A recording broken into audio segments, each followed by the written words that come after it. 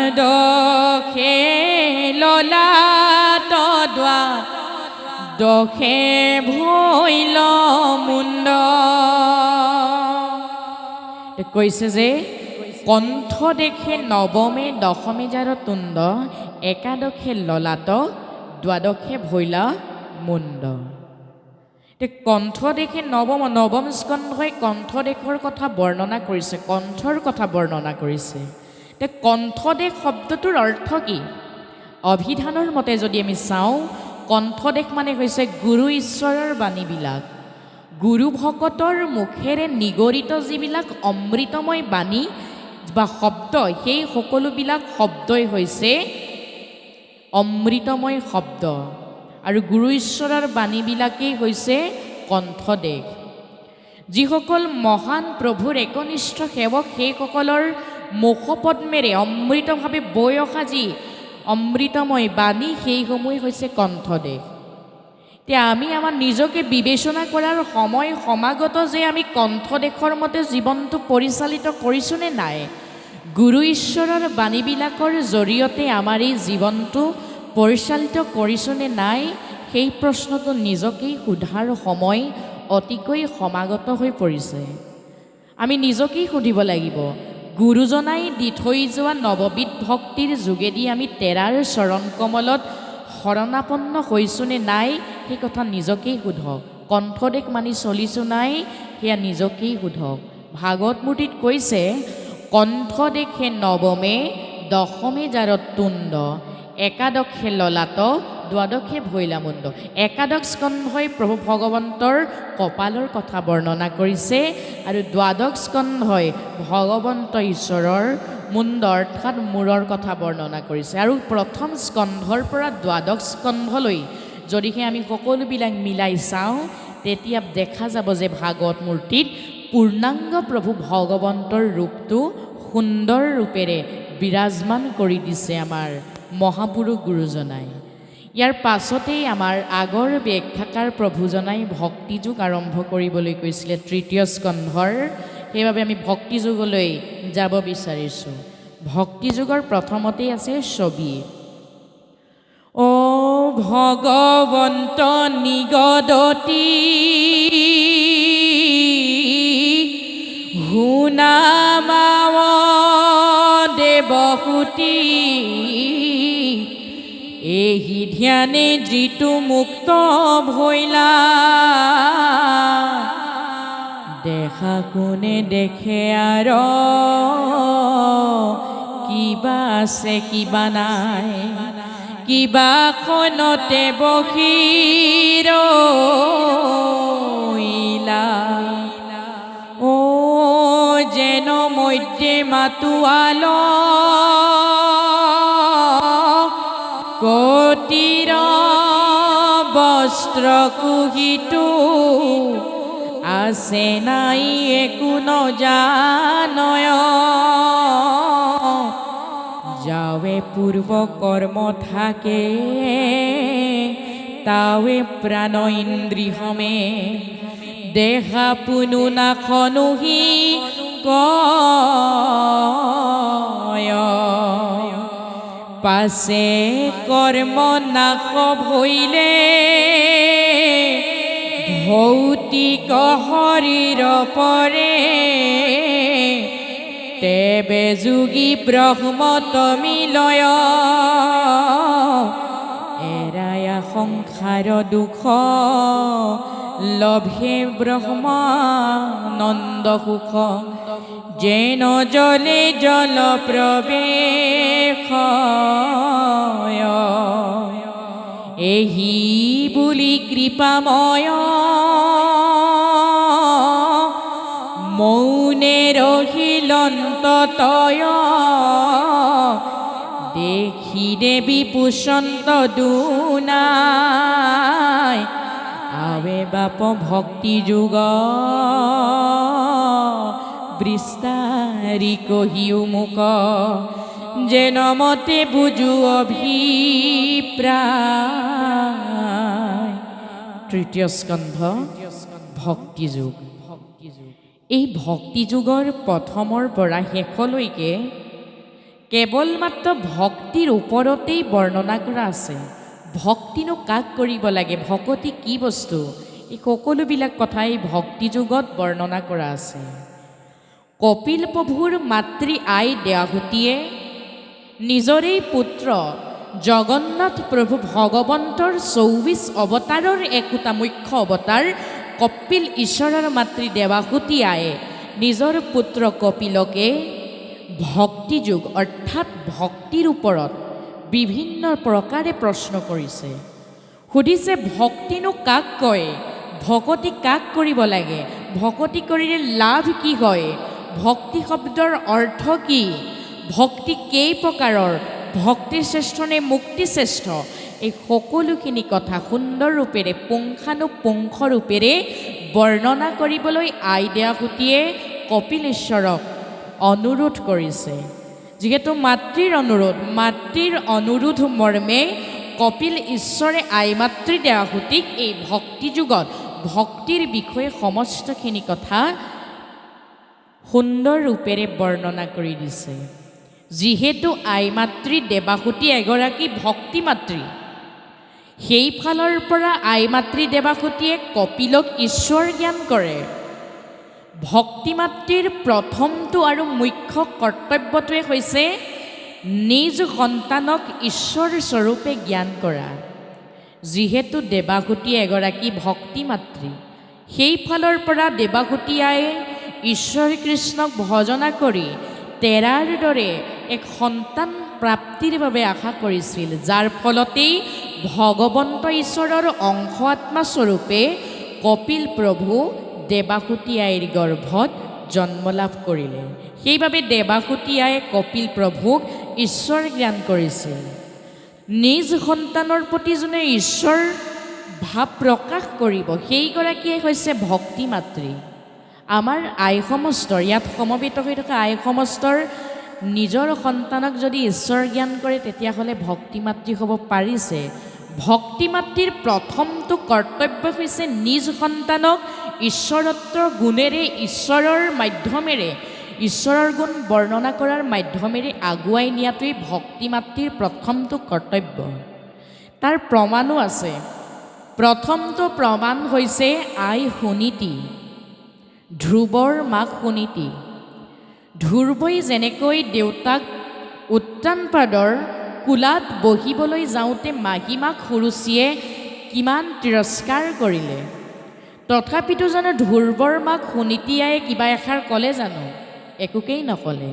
তেওঁ মাত্ৰ এটা কথা ক'লে, ধ্ৰুৱক কৈছে, কি বুলি কৈছে? অ' পূৰ্বতে লোকক আমি কৰিলোঁ সুনষ্ট, সিকাৰণেই জন্মত পাওঁ মন কষ্ট। যে হে শুন, তুমি মোৰ এটা কথা শুনা, পূৰ্বৰ জন্মত আমি সমস্তই কাৰোবাৰ অন্তৰত বিশেষ ৰূপেৰে দুখ দিছিলোঁ, যাৰ ফলতে এই জন্মত আমি তাৰ ফল ভোগ কৰিব লগা হৈছে। কিন্তু শুন, তুমি চিন্তা নকৰিবা, তুমি নাকান্দিবা। আমাৰ লগত এই জগতত, এই ত্ৰিভুৱনত কোনো নাথাকিলেও এজন আছে, সেইজন সকলোৰে লগতে আছে। সেইজন কোন? যদুপতি ঈশ্বৰ নাৰায়ণ। অ' স্বতন্ত্ৰ ঈশ্বৰ কৃষ্ণ দেৱ নাৰায়ণ, তান মহাভক্তিটো শ্ৰৱণ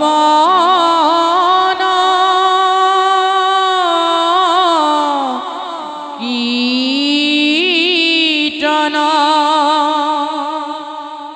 সেইজন কোন? সেইজনে হৈছে স্বতন্ত্ৰ ঈশ্বৰ কৃষ্ণ দেৱনাৰায়ণ, তান মহাভক্তিটো শ্ৰৱণ কীৰ্তন। যিজনক শ্ৰৱণ কীৰ্তনৰ মাধ্যমেৰে সহজতেই পাব পাৰি, সেইজনে হৈছে আমাৰ সকলোৰে ৰক্ষণদাতা, আমাক সমস্তকে ৰক্ষণাবেক্ষণ দি থাকে। সেইজন কোন?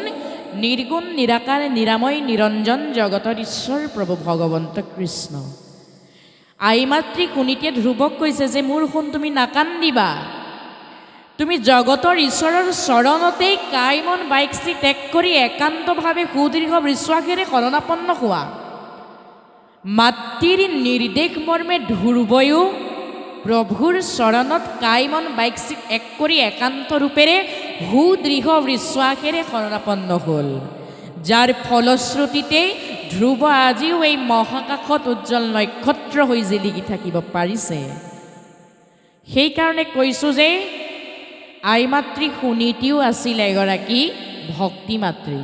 সেইফালৰ পৰা আমাৰ আই সমস্তই যদি নিজ সন্তানক আই মাতৃ দেৱাহুতি আৰু আই মাতৃ সুনীতিৰ দৰে জ্ঞান দিবলৈ চেষ্টা কৰে, ভক্তি মাধ্যমেৰে জ্ঞান দিব চেষ্টা কৰে, তেতিয়াহ'লে আমাৰ আই মাতৃ সমস্তও একো এগৰাকী ভক্তি মাতৃলৈ ৰূপান্তৰিত হ'ব। কিন্তু সুনীতি আই আৰু আই মাতৃ দেৱাহুতি দুয়োৰ দৰেই নিজ সন্তানক ঈশ্বৰত্বৰ গুণ বৰ্ণনা কৰি দেখুৱাব পাৰিব লাগিব, তেতিয়াহে ভক্তি মাতৃ নামটো পাব। যদিহে আমাৰ সন্তানে ঈশ্বৰৰ চৰণত কাইমন বাইকচিত এক কৰি একান্ত ৰূপেৰে শৰণাপন্ন হয়, তেতিয়া তেৰাৰ সুদৰ্শন চক্ৰই আমাৰ সমস্তজনকে, আমাৰ সন্তানক অনবৰতে ৰক্ষণাবেক্ষণ কৰিব। গাই গৰুৱে নিজৰ পোৱালি ৰক্ষণাবেক্ষণ দিয়াৰ দৰে তেৰাৰ সেই সুদৰ্শন চক্ৰয়ো আমাক সমস্তকে ৰক্ষণাবেক্ষণ দিব। দ্বিতীয়জনা গুৰু অৰ্থাৎ মাধৱ পুৰুষে উল্লেখ কৰিছে, অ ধেনু যে নমতে বৎস পালয়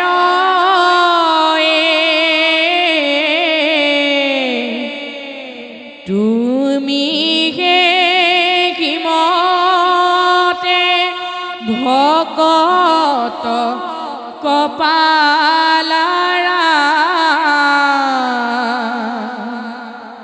কি কৈছে?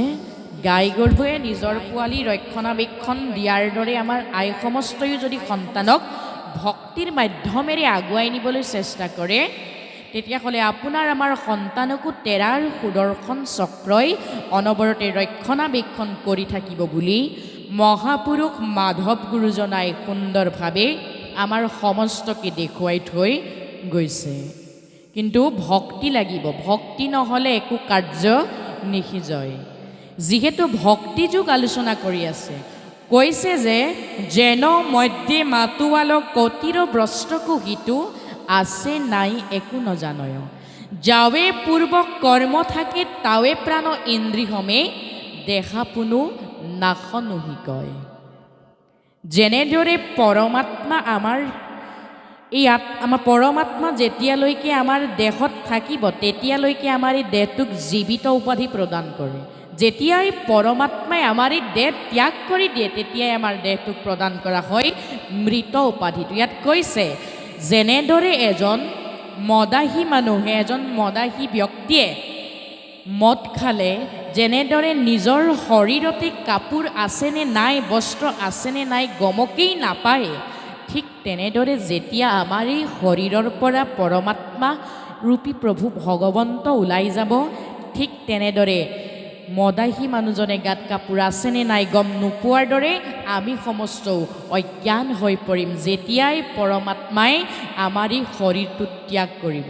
এইদৰে সুন্দৰ ৰূপেৰে ভক্তি যুগত কপিল প্ৰভুৱে আই মাতৃ দেৱাহুতিক দেখুৱাই থৈ গৈছে। কৈছে যেন মধ্যে মাতোৱাল কতিৰ বস্তকো হিতু আছে নাই একো নজানয়, যাৱে পূৰ্ব কৰ্ম থাকে তাও প্ৰাণ ইন্দ্ৰিয়মে দেখা পুনু নাশনুহি কয়। যেতিয়াই পৰমাত্মাই আমাৰ এই শৰীৰটো ত্যাগ কৰিব, যেতিয়াই আমাৰ এই শৰীৰটো নাশ হৈ পৰিব, তেতিয়া জানো আমি জানিম যে আমি জীৱিত হৈ আছোঁ নে মৃত হৈ আছোঁ? কেতিয়াও নাজানিম। সেই কথাটোকে আমাক মদাহী ব্যক্তি এজনৰ লগত ভাগৱতৰ ভক্তি যোগে তুলনা কৰি দিছে। তাৰ পাছতেই ভক্তি যুগত সুন্দৰভাৱে কৈছে অজ্ঞান আন্ধাৰ মাজে শয়ন কৰি আছে শ্ৰান্ত শুয়া জীৱ জগতৰ তা সম্বাক কৰি দয়া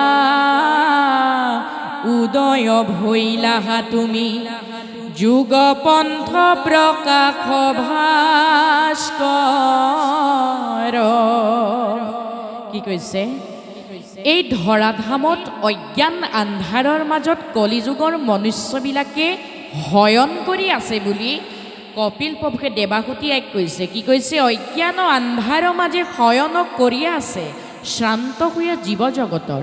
এই সমস্ত জীৱ জগতৰ সকলো প্ৰাণীয়েই অজ্ঞান আন্ধাৰত নিমগ্ন হৈ আছে বুলি কৈছে, মায়াৰ জালত আবদ্ধ হৈ আছে বুলি তৃতীয় স্কন্ধ ভাগৱতত উল্লেখ কৰিছে। আমি সমস্তজনেই মায়াৰ জালখনতেই আবদ্ধ। আমি সমস্তই পুৱা গধূলি গায়ে আহোঁ। কি বুলি গাওঁ? ব্ৰহ্মাদি কৰি জীৱ জগত ৰাম ৰাম ৰাম ৰাম ৰাম মায়া জামাজে আছয় ঘুমতি যায়। যেনেকৈ ভক্তি যুগত কপিলেশ্বৰে ক'লে যে অজ্ঞান আন্ধাৰত সমস্ত প্ৰাণীয়েই নিমগ্ন হৈছে বুলি, ঠিক তেনেদৰে আমি সদায় গাই অহা ঘোষা যোগাটো লিখিলে। কি লিখিলে? ব্ৰহ্মা আদি কৰি জীৱ যত ৰাম ৰাম ৰাম ৰাম ৰাম মায়া সজ্জা মাজে আশ্ৰয় ঘুমতি যায়। ব্ৰহ্মাকে আদি কৰি ৩৩ কোটি দেৱতাও এই ভগৱন্ত ঈশ্বৰৰ মায়া জালখনতেই আবদ্ধ হৈ আছে বুলি কৈছে। কিন্তু আবদ্ধ হোৱা নাই এজন, সেইজন কোন? তুমি হে চৈতন্য সনাতন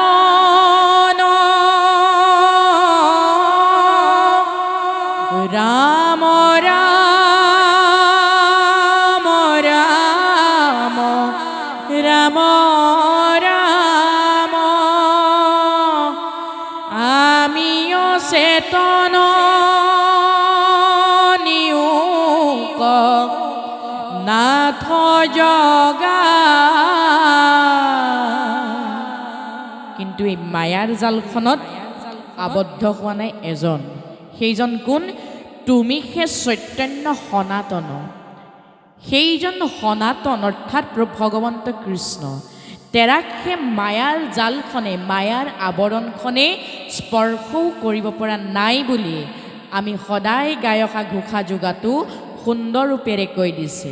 আই মাতৃ দেৱাহুতি কপিলেশ্বৰে কৈছে যে অজ্ঞান আন্ধাৰৰ মাজত শয়ন কৰি থকা সেই জীৱসমূহক উদ্ধাৰ কৰিবলৈকে যুগপন্থ ভাস্কৰ ৰূপেৰে প্ৰভু ভগৱন্ত ঈশ্বৰে বাৰম্বাৰ অৱতাৰ ধাৰণ কৰিছে। কি বুলি কৈছে? যে তাসম্বাক কৰি দয়া উদয় ভৈলাহা তুমি যুগপন্থ প্ৰকাশ ভাস্কৰ। সেই জীৱসমূহক উদ্ধাৰ কৰিবৰ বাবে ভগৱন্ত ঈশ্বৰে যুগপন্থ ভাস্কৰ ৰূপেৰে, যুগপন্থ অৰ্থাৎ যুগে যুগে ভাস্কৰ ৰূপেৰে, ভাস্কৰ শব্দৰে সমাৰ্থ শব্দ হৈছে সূৰ্য, সূৰ্যৰ দৰে বিকশিত হৈ আমাক সমস্তক উদ্ধাৰ কৰিবলৈ ভগৱন্ত ঈশ্বৰে এইখন ধৰাধামতেই বাৰম্বাৰ দশ অৱতাৰ ধাৰণ কৰিছে। সেইকাৰণে কৈছে যে ধৰি বাৰম্বাৰ দশ অৱতাৰ পৃথিৱীৰ ভাৰ খন্দিলা অপাৰ। এই পৃথিৱীখন উদ্ধাৰ কৰিবলৈ, পৃথিৱীখনক উদ্ধাৰ কৰিবলৈ যুগপন্থ ভাস্কৰ স্বৰূপে ঈশ্বৰ কৃষ্ণই অৱতাৰ ধাৰণ কৰি আহিছে। কিন্তু তেৰাক চিনি পাবলৈ হ'লে আমাক কি কৰিবলৈ কৈছে ভগৱন্ত ঈশ্বৰে? শ্ৰৱণ কীৰ্তন, তেৰাৰ গুণনাম শ্ৰৱণ কীৰ্তন কৰিবলৈ কৈছে। তেৰাৰ গুণনাম শ্ৰৱণ কীৰ্তনৰ মাধ্যমেৰেহে সেইজনা ঈশ্বৰ কৃষ্ণক আমি সমস্তই লগ পাব পাৰিম বুলি ভাগৱত শাস্ত্ৰটো প্ৰথম স্কন্ধ ভাগৱততো উল্লেখ কৰি দিছে।